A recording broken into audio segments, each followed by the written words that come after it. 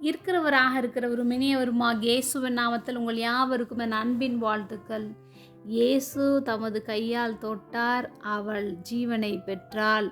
லூக்கா 8ஆம் அதிகாரம் 54 மற்றும் 55. எல்லாரையும் அவர் வெளியே போக பண்ணி அவளுடைய கையை பிடித்து, பிள்ளையே எழுந்திரு என்றார். அப்பொழுது அவள் உயிர் திரும்ப வந்தது. உடனே அவள் எழுந்திருந்தாள். அவளுக்கு ஆகாரம் கொடுக்க கட்டளையிட்டார்.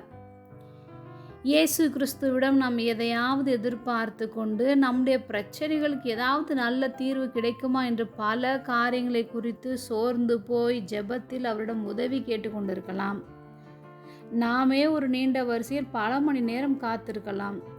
நம்முடைய வரிசைக்கு முன்பாக நம்மையும் தாண்டி இன்னொருவர் சென்று இயேசுவிடத்தில் தனக்கு உதவி செய்யுமாறு கேட்டால் நமக்கு எத்தனை கோபம் வரும். நான் இவ்வளவு நேரம் காத்திருந்தேன், எனக்கு ஒன்றும் பதில் வரவில்லையே.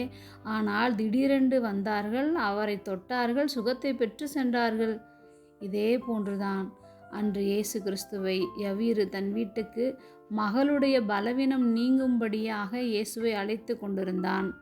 அப்பொழுது 12 வருடங்களாக பெரும்பாடு உள்ள ஸ்திரீ இயேசுவை தொட்டு சுகமானாள்.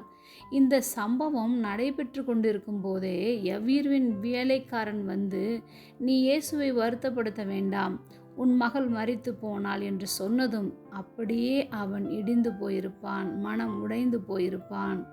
ஆனால் கர்த்தர் அவனை காக்க வைத்ததற்கு ஒரு நோக்கம் உண்டு.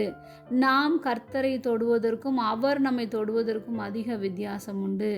நாம் அவரை தொட்டால் சுகத்தை மட்டும் பெற்றுக்கொள்ள முடியும். அவர் நம்மை தொடுவாரானால் நமக்கு ஜீவன் உண்டாயிருக்கும். மரித்தவைகள் எல்லாம் உயிர்ப்பிக்கப்படும். அந்த கரத்தில் அவ்வளவு பெரிய வல்லமையும் மகத்துவம் உள்ளது. நம்மை உருவாக்கியவருக்கு தமது கரத்தினால் நம்மை தொட்டு ஜீவன் பெற செய்யவும் முடியும். ஜெபம். அன்பின் பரம தகப்பனே, எப்பொழுதும் எங்களோடு கூட இருக்கிறவராகவே இருக்கிறவரே, உமது கரம் எங்களுடைய மரித்த எல்லா சூழ்நிலைகளையும் மாற்ற வல்லமை உள்ளது என்பதை அறிந்திருக்கிறோம். அதற்காக நாங்கள் நன்றி செலுத்துகிறோம். இயேசுவின் நாமத்தில் பிதாவே, ஆமேன்.